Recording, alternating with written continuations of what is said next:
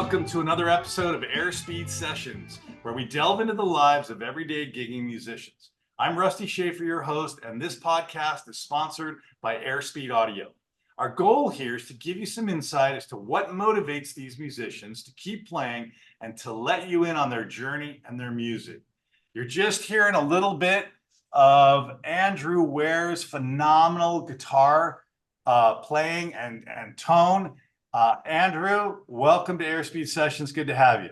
Thanks so much for having me, mate. Happy to Cool, be man. here. We pulled that off of Instagram. There's a bunch of stuff out there. Very soulful. I love your tone.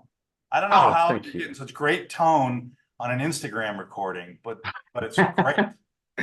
Yeah, it works out that I'm constantly surprised that that little iPhone thing can record stuff pretty well when it's quiet and nice. Yeah. So let's get some basics out of the way. So you're in the Las Vegas area. Yes. You're a gigging musician. Is there a main band, or what are you doing? No, I kind of I moved here about 4 years ago and fairly quickly realized that it was a good idea for me to kind of spread myself into as many things as possible in terms of work and stuff. So I play with a lot of different groups. Probably the main ones that I play with for work stuff is there's a group called Live Music Society, which is a kind of top 40 band. We work a lot of corporate stuff. And then every now and then I get to play with a great group called Flamingo Twin that has a bunch of members from the group, you know, depending on the night, Goo Goo Dolls and Train and Sugar Ray and a whole bunch of artists like that. And then mostly for me in town working, it's lots of pickup stuff and different bits here and there. Did a bit of a stint with Jersey Boys here in town. They just closed, subbing on that, and same with Bat Out of Hell a year or so ago. But yeah, there's definitely not something that I'm doing 3 nights a week with the same band. Cool. We'll make sure by the end of this we put up, you know, your Instagram and all that stuff. Yeah. Can get a hold of you and bug you and get fanatical about you. Good. But I want to go back to the beginning. So you're originally from Australia? Yeah, Perth, Western Australia. I couldn't tell. Boy, now I hear the accent. Okay, wow. So what brought you to Vegas, or what brought you to the US, I guess? Well, I'll make it a shorter story than it is, but basically I was, grew up in Perth and studied and worked there. But I was, in terms of playing guitar, I was playing a fair bit, but also having to do a lot of teaching and a lot of sound engineering work and stuff as well. So at a certain point in my life, I decided I wanted to find somewhere in the world that I could move to where I could just play and record. So I spent a couple of years looking around the world for, I'd go and spend a month in a city here in Europe or Asia or somewhere and try to find somewhere that I could maybe settle down and have the guitar in my hands more. During that time, I met my now fiance, and she is from Vegas. And I came to visit here, and I was like, well, okay, this place is great. I can do exactly what I want here, so I'll make the move here. And that's what brought me here initially. Very cool. Yeah. So let's go back though. So when did you first pick up the guitar? Started playing when I was about 10. So that's grade 5 in Australia. So and what was the impetus to pick it up? Well, I moved to a new school when I was 10, and at that school you're required to do an instrument. And of course I was a 10-year-old kid, so I wanted to play drums, but drums are too loud. So I started on the guitar, and it happened, we decided that the year before I moved to that school, and my grade 4 teacher was a guy called Todd Flanagan, and he was a big Elvis fan, and he played guitar.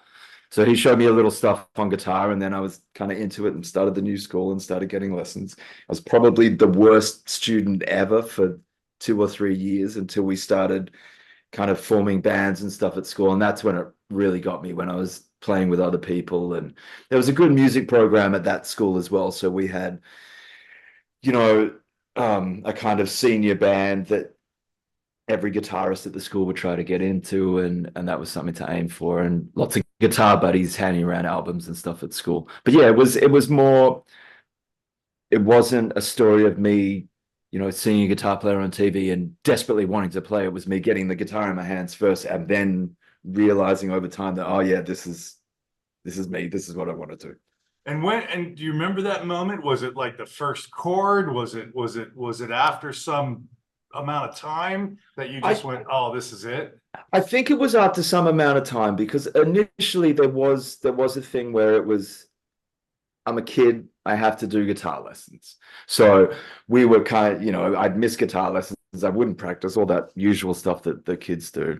And it wasn't probably until a couple of years after that when also some of my good friends were doing the same thing. We were all playing guitar, and maybe one of us got an electric guitar, and then one of us was in a band, and we saw the band playing, and then I was like, oh, this stuff is amazing. And then, oh, I can kind of do this. And I remember, like waiting for mum to pick me up from school, and I'd take the guitar out of the case and practice waiting at the bus stop, or even in the back of the car while she went into the shops to get stuff. So by then I was hooked, and that was, you know, um, probably from people handing around albums at school. I remember like trying desperately to learn Chili Peppers songs and Steve Vai tunes and Extreme and all that kind of stuff that was around then.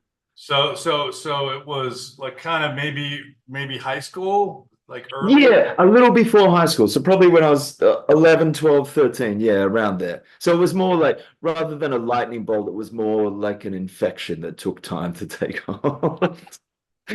Very cool. And so all right, so let's go through high school. So at what point, you're in bands, you're watching other people, your friends are playing. At what point do you say to yourself, I'm not bad. I don't suck. You remember that point?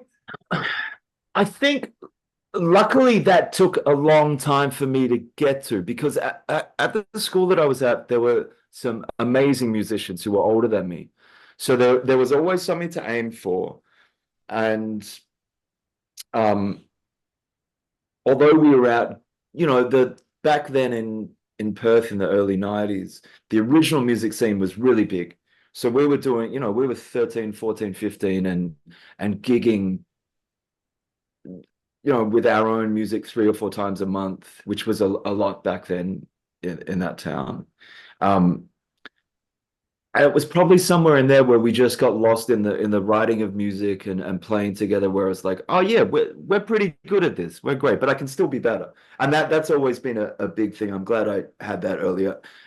I'm never I know it's a journey to kind of continue and improve all the time. So, but yeah, I can't put my finger on exactly when I was like, oh yeah, this is working. I'm great. This is going well. And tell me about was that first guitar? I think you said it was acoustic, or you inferred it was an acoustic. Yeah, I think when we moved to the new school, then it would have been a $50 to $100 little classical Maybe that guitar. maybe nylon string, Absolutely, yeah, 100%, yeah. right? Because I tell Um, me 10 years old. Look, my parents tried to get me lessons when I was like 6 or 7. There's no yeah, way. My hands yeah, weren't big enough. I don't even know if I knew, if I could name a song when I was 6 or 7. yeah, It just wasn't going to happen. And then it happened much later for me, when I was yeah. older. But that's interesting. Now, what happened? So at some point you had to have gotten an electric guitar. Yeah, so I think probably when I was about 11 or 12, there were other kids at school that had electric guitars, and I played them, and I was like, oh, well, this is way better.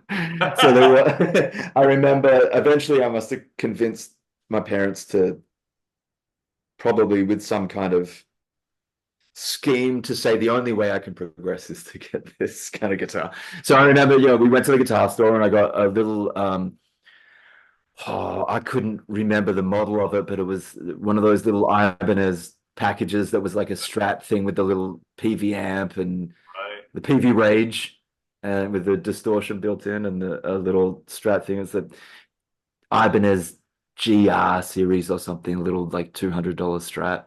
And then it was straight into, yeah, like trying to learn Steve Vai and Satriani and Van Halen and Yeah, Pantera and everything. I've always thought it's amazing, everybody starts on acoustic, which is probably harder, right? Because the Yeah, fingerboard's wider. If you're on a steel string acoustic and you're young, it's really hard. yeah, You get to electric and you go, wow, I can not only replicate these clean sounds, but I've got this whole other world, yeah, especially these guys I'm hearing on the radio or on my CDs or whatever we're listening to.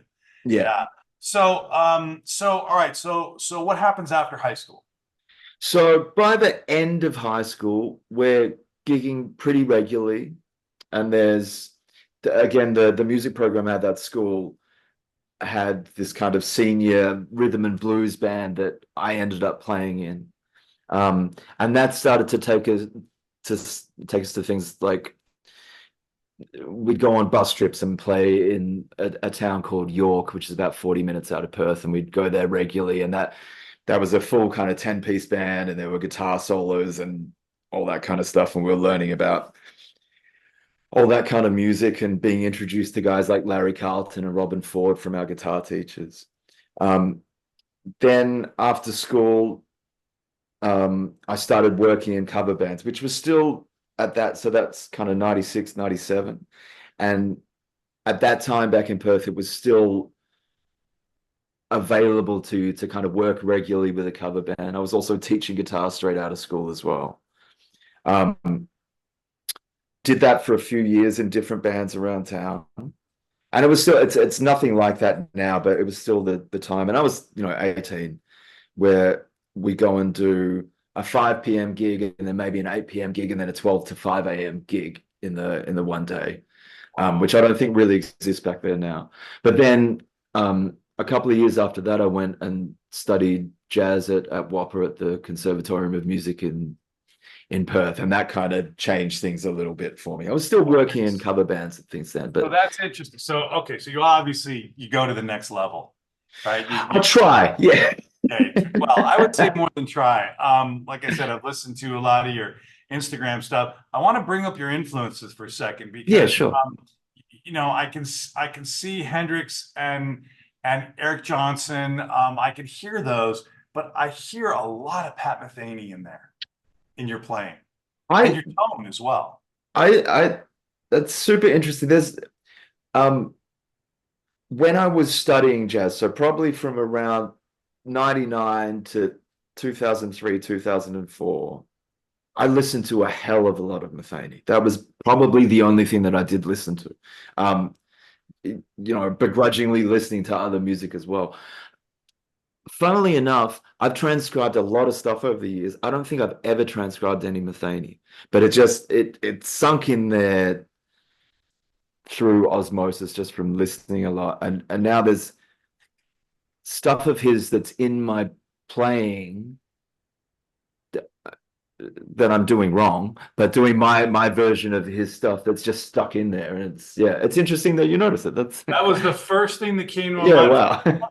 The tone is very much Metheny. Yeah, Um, right. and well, did you say why? No, right. I said, all Oh, right. right. Yeah. Yeah. No, it's a beautiful tone. I'm a huge Metheny fan. I mean, I could never That's play amazing. like that. It's just None of us can. yeah.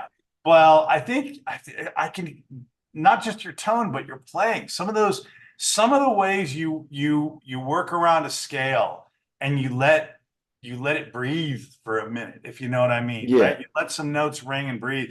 That's a lot of Metheny. Oh, Uh, that's he can string a lot of notes together, but oh yeah. but but some of the breath, some of the melodicness of the piece, even in just your Instagram stuff, Yeah. is what I heard. I'm like, wow, it was very cool. I appreciated it very much.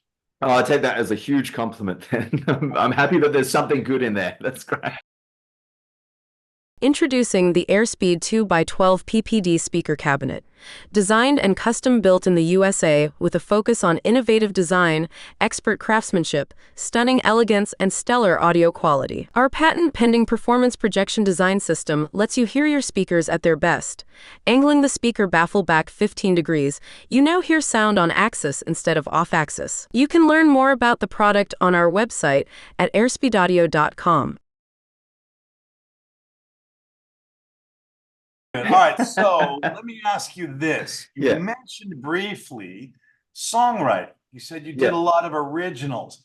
So are you still writing? Have you been writing? What are any goals there? yeah. We had there was actually writing's always been a part of stuff for me, and growing up, in the band that we were playing on, the kick drum skin had a big sign on it that said cover bands suck. So we were all about just writing music. And that was a big part of my life. And then obviously there was time in there studying where maybe the writing took a bit of a backseat, but I was still composing in that style as well. And then performing that stuff when I had the chance to.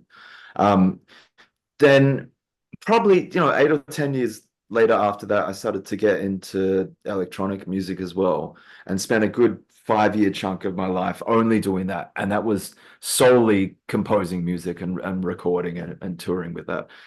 Um, then coming back to the guitar, started writing again. But at the moment, the main writing outlet for me is a little writing group that we have with a couple of other amazing guys from town, a drummer and engineer called Cameron Tyler, and a singer, guitarist, bass player called Andrew Deesner. And we get together and just write a bunch of stuff. Um, the goal in terms of goals for that stuff, um, there's a back of the room idea that stuff will be looking for sync deals and that kind of thing. But our main aim every week is just to write as much and as well as we can and just enjoy it and get better at it. And recently we've had the chance to perform a bunch of that stuff, which has been great fun as well. What is that genre? Is it rock? Is it Absolutely no genre. It's everything from country storytelling to metal tunes to atmospheric stuff. And it's, wow? yeah, the idea of it is whatever comes in, whatever idea we have, we'll follow it and try to make it good. You just run with it. Yeah. That's very cool. There's a sense of freedom there. That's Yeah, pretty cool. I think that's important for us kind of creatively as well. I think, I don't know, maybe growing up a little, it, none of us are really in the kind of game of like, oh, we want to get this band to be famous and be touring around the world and all that. For us now, it's like we just want to try to do this as well as we can. If we're going to write a song in whatever genre with whatever lyrics or no lyrics or anything, how do we make it really good? Gotcha.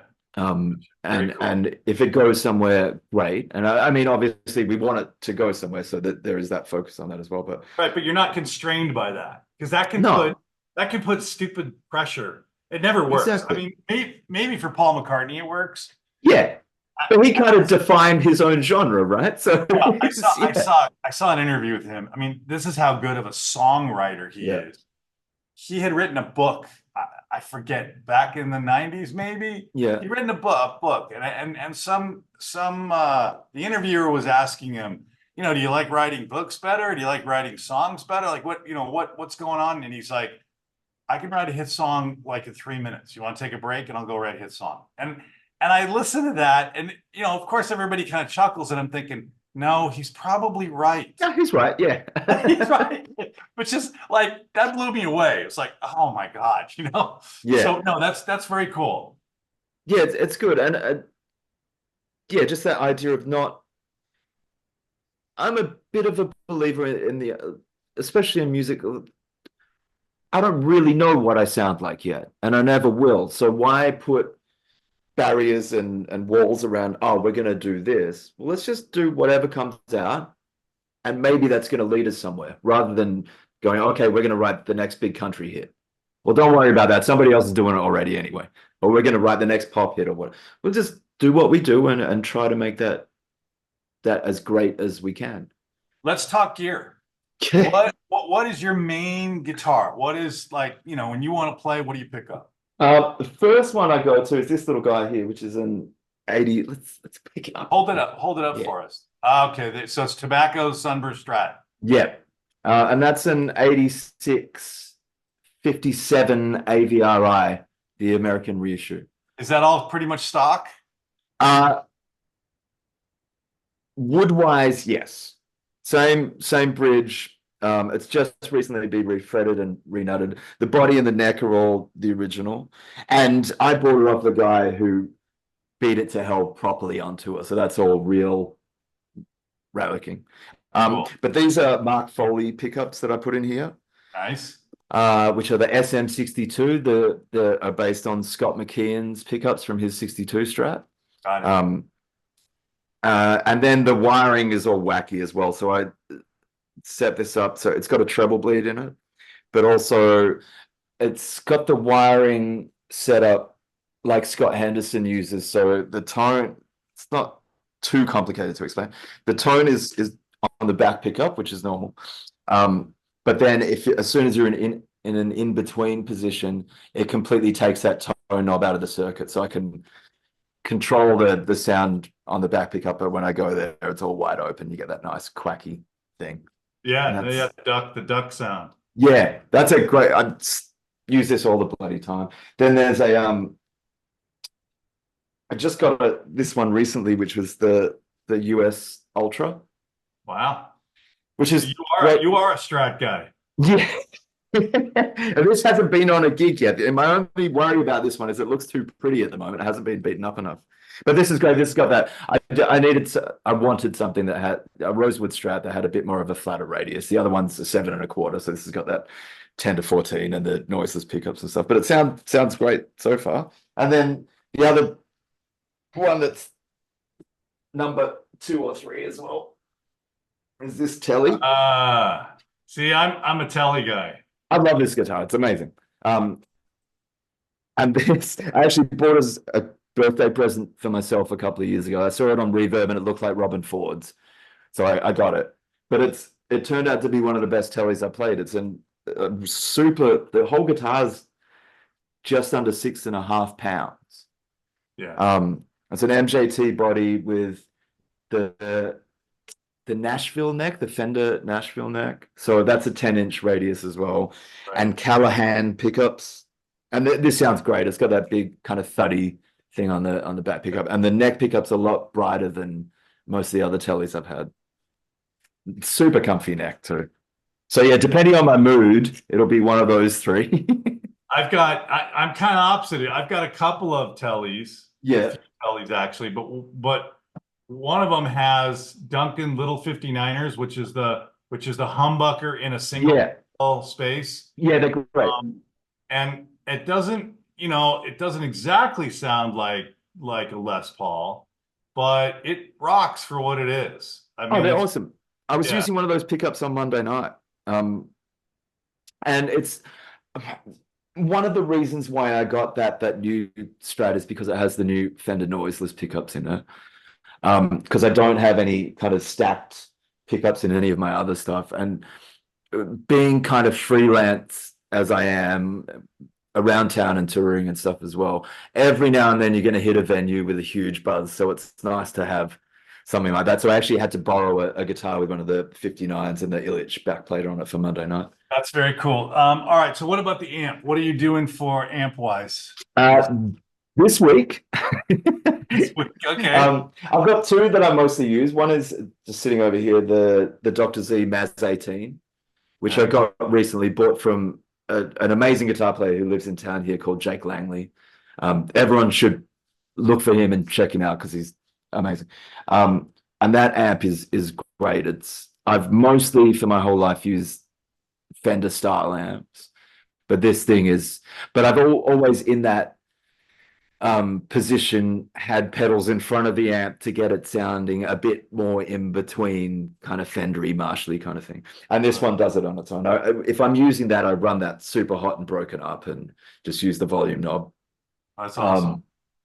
And I've got a couple of different speaker cabinets with that. At the moment, it's going through a Dr. Z 210. And I also have an Avatar cabinet in the back there with the Helitone kind of vintage 30 speaker in it.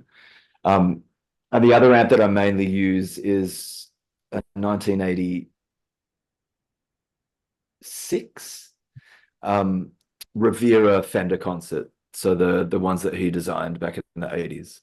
That thing's amazing. That was my first Strat was in '86 after I saw Clapton concert. Oh yeah, right. And Phil Collins was on drums, Robert Cray opened for him, and Terrible band.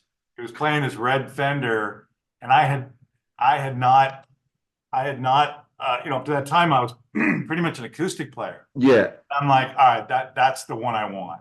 Yeah, And I right. ended up getting it was a Squire Strat. Yeah. But I retrofitted it to this day. It still has the original EMG SA Oh active, yeah, cool. the Pink Floyd, like when that first came out, and that was something. And I Yeah. remember showing it to my friends at EMG, and they're like, I showed them a picture. They're like, "Oh my God, that is so vintage!" Like, I mean, they've gone through a ton of iterations. Yeah, yeah. Active pickers, but it's pretty cool. So I leave it kind of alone like that. Yeah, it's good to have at least one that you just kind of leave alone and don't play around. Yeah, But yeah, yeah. that Fender concert amp that I've got is bloody great, and I'll use that especially if I have to play a gig that's a little louder. The Dr. Z's on the 15, 18 watts kind of thing. So if I need to turn up a little, I'll take the Fender and change the pedal board up Right.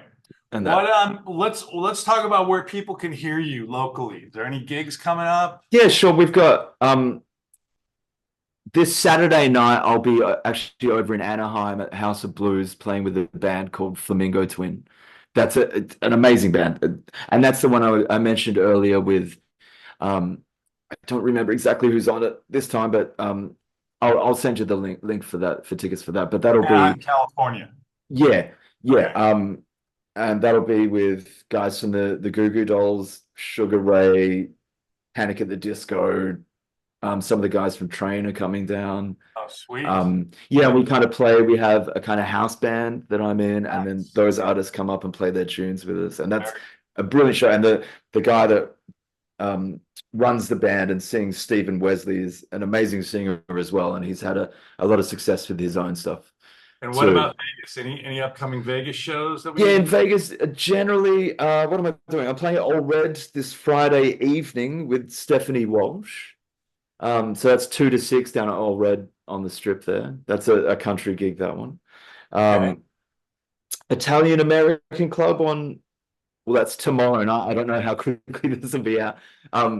With a Tom Jones tribute act, which is a great fun to play. Scott McKeon, who plays with Tom Jones at the moment, is one of my favorite guitarists. So when I go and do that gig, I pretend to be him. Where can people find out? Like I know you have an Instagram, and we'll put that up on the screen. Is there a website or anything else? There is a website that is desperately in need of some updating, but you can keep your eyes on that, and eventually that'll get updated. Are you putting these gigs out on Instagram where you're going to be and so forth?